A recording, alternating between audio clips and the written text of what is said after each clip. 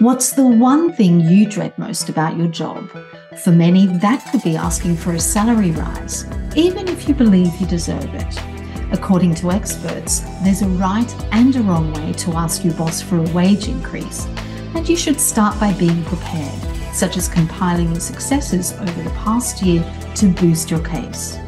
You should also consider your goals and benefits and figuring out what matters more to you, working full-time in the office or a hybrid mix that allows you to work from home a couple of days a week.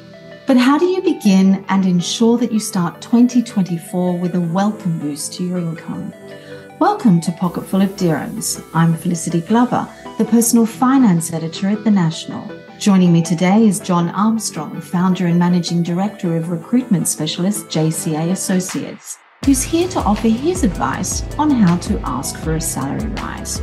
But before we begin, don't forget to subscribe to Pocketful of Dirhams on your favorite podcasting app.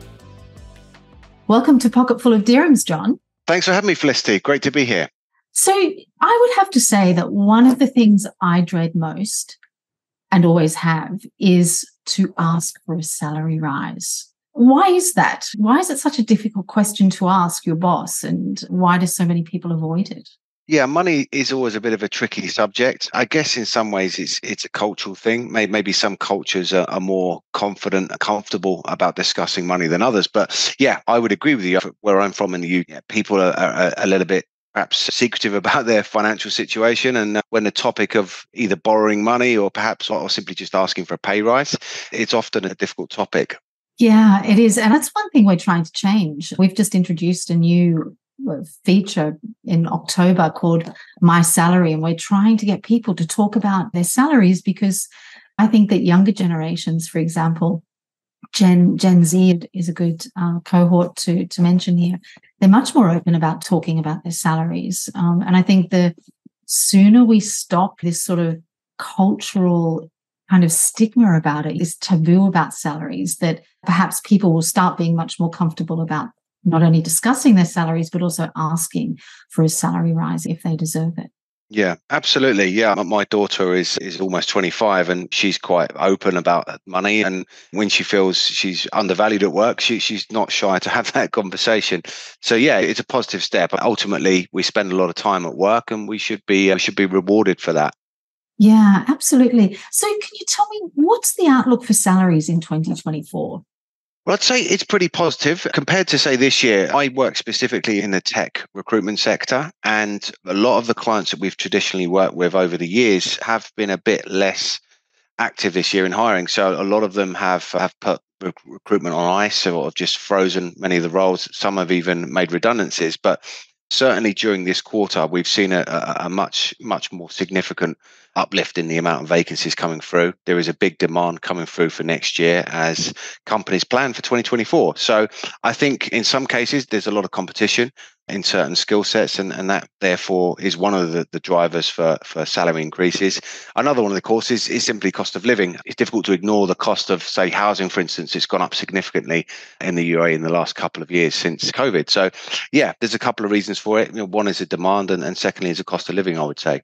Yeah, no, absolutely. And I know that there are some companies that are thinking about increasing salaries in line with the cost of living, and that they might look at that kind of every year. But not every company does that though, do they? No, absolutely not. One would expect at least a company should be offering salary increases in line with inflation. But yeah, many do not do that. And if the employer is not offering it and the employee is not asking for that salary increase, they could go 2-3 years without any kind of increment to their salary. So it should be looked at. If it's not looked at by the employer, then the employee has to bring it up. That brings me actually to, what are the steps that you take to ask for a salary rise? Is there something that you have to do beforehand, such as preparing, or do you actually come out and say, I want a salary rise? How do you ask for it? Yeah, it's a tricky one. I think it needs to be approached in the right way. But first of all, I guess one would look at the processes that are already in place. If there are any, in some cases, there might not be any at all. But most companies will have some sort of appraisal system. Whether it be formal or informal, either a monthly or quarterly or annual appraisal. And then during that appraisal, there should be some discussion around the targets for that individual and for the company, any significant KPIs or goals that they should have throughout the year. And that in that discussion, there should be a discussion around what are the incentives for achieving those KPIs or goals for the company. And typically, you could look at potentially an increase in responsibilities or a promotion, and the salary increase normally goes hand in hand with a promotion. So you can discuss it rather directly without even saying salary increase. You could talk about the advancement of the career, and like I say, typically a salary increase would go hand in hand with that. But yeah, for those that don't have any kind of appraisal system, it might be a good idea to have a conversation with a more senior management person in the business and just have a more of a casual conversation about the cost of living and housing increases, etc., and maybe steer the conversation towards that. Yeah. And I just want to go back, just rewind a little bit. You mentioned salary rises and getting a promotion, for example. There are also cases, and I hear about this quite a lot, people getting a promotion, but not a salary rise with that. How would an employee approach that type of situation? Yeah, I mean that is tricky. I've not often seen it myself, if I'm honest, but there has been occasions where people have been promoted and not received any kind of salary increase. The two should be tied together, really, and an explanation as to why that is not would definitely be on my list of questions. Like I say, I haven't seen it that often, but 9 times out of 10, you would get a salary increase with the promotion. But then the next question is, if that's not the case, then what are the targets for the next 6 months to get that salary increase? Again, it comes down to the appraisals and the goals of the company, what that person needs to achieve. Well, I'm also wondering about what other elements, for example, that our listeners should be considering during times when they are asking for a salary increase. Should there be more of a focus on benefits? And for example, if a work-life balance is more important to you, does that mean that there's sort of some give and take in terms of a salary increase?